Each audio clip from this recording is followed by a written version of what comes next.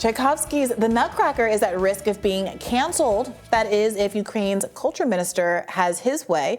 In an op-ed column Alexander Kochenko published in The Guardian, he calls for a temporary boycott of Russian artists and composers, saying that anything related to Russian culture is, quote, a tool and even a weapon that the Kremlin used to further its agenda.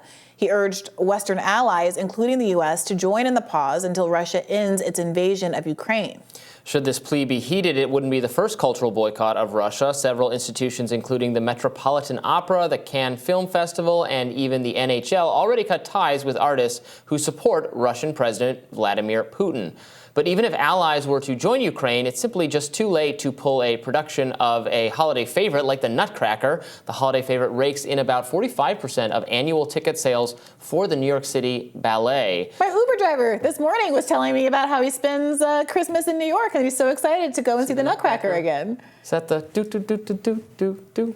Yeah, that's the one, Robby. Thank you for those vocal stylings. And I love that Kochenko's saying, "Oh, this will be temporary." How's it temporary when you were saying this?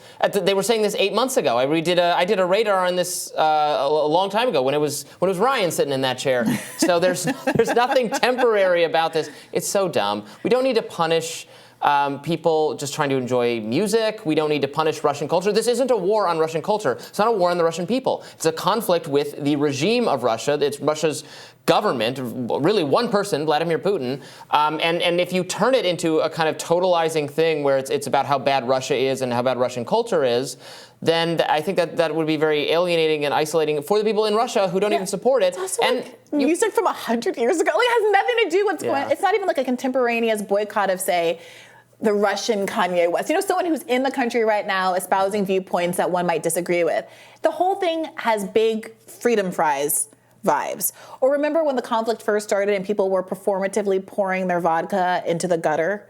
I was very sad about that. I bet you were. To see that go to waste. Yeah, and wasn't Tchaikovsky, I remember because I did a radar on this months ago. I'm going to try to pull it up. Wasn't he I thought he was like a very pro-Ukrainian, anti-Russian authoritarian figure. Am I making that up? I don't think I'm making that up. A lot of these people, this happened with a restaurant here in D.C. A lot of people have been kind of interchangeably using these descriptors of Russian and Ukrainian. There was a bar here that was, it's called something like the Russian Room or Russian Tea Room, something like that. And it was actually owned by Ukrainians. It got vandalized after this conflict started down on, Connecticut. Horrible. On the way to DuPont Circle. And the Ukrainian owners are like, okay, I guess we have to rebrand now. We're actually Ukrainian. You're hurting us. But the brand of Russia is so bad. Before it was an appeal, right? Russia's bigger, more looming in the cultural imagination than Ukraine, and now everyone has to reconfigure. And is anyone going to ask themselves about the morality of endorsing those kind of actions, even if the target was accurate? I looked it up. He was in fact very pro-Ukraine. He loved Ukraine. We're not just like we're not making that. There were operas that were shut down, performances that were shut down.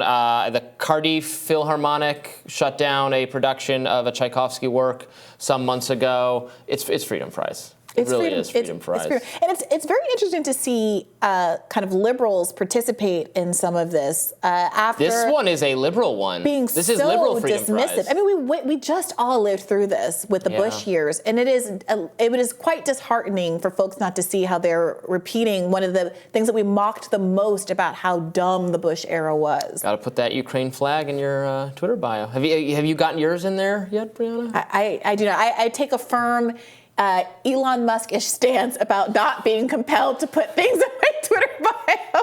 Obviously, I'm joking. He was talking about feeling like he felt pressure to put pronouns in his bio, which I've also felt at times, but it's also easy just to not do what you don't want to do. And if you really got a libertarian mindset, you make the choices that you make. What's the liberal version of my pronouns are prosecute/Fauci? My pronouns are Zelensky/sexy or something. Cuomo-sexual vibes. Yeah, it's a mess. Look, I will say that it is a shame that the performativity of that has, I think, sometimes supplanted genuine feelings of sympathy for the people. It's not their fault. But I think it doesn't help the underlying cause when people are basically primed to expect. There's like a meme that says Ukraine flag and emoji in bio. You're about to hear the stupidest take you've ever heard on the internet. Like if I were Ukrainian, I wouldn't want that association to be happening. I'm not sure that all the people who are emoji warriors are actually making a strong case. And the Ukrainians have a lot on their hands right now. Right. They have bigger issues than caring if you put. It's very performative too. Oh well, you put a flag in your bio for thanks a lot. We would like this conflict that's destroying our homes and killing our people to come to an end. All of if I had a penny for every person with Black Lives Matter in their bio who taunted me, attacked me, launched racist invectives against me, I would be a very rich woman. So. Well, meanwhile, Ukrainian President Volodymyr Zelensky, speaking of, isn't letting up on his push for ongoing U.S. support of the war-torn nation in the fight with Russia. He sat down with former late-night talk show host David Letterman on his Netflix special in which he made fun of Russia and NATO. He also poked at Putin for labeling the war a, quote, military operation, which is true. It's a war, not a military operation. Yes. I mean, you can understand why Russia would downplay the significance or kind of the efficacy of the Ukrainian response. But yeah, I mean, I feel like regretfully, the posture of this thing refuses to change.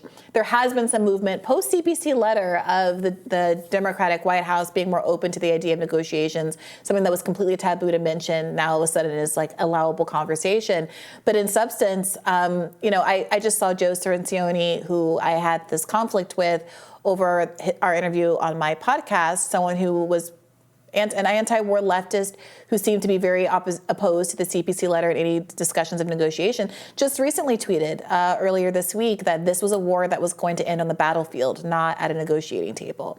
And so there are a lot of folks, including on the anti-war left, who still are prioritizing kind of the military aspect of this intervention and deprioritizing negotiations in a way that strikes me as counterintuitive. All wars end at negotiating tables eventually. Yeah, apparently not according to Joe Cirincione.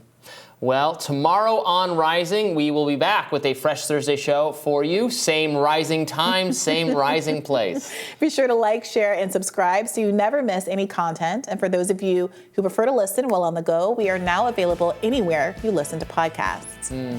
We will see you back here tomorrow. Thanks for tuning in. Bye-bye.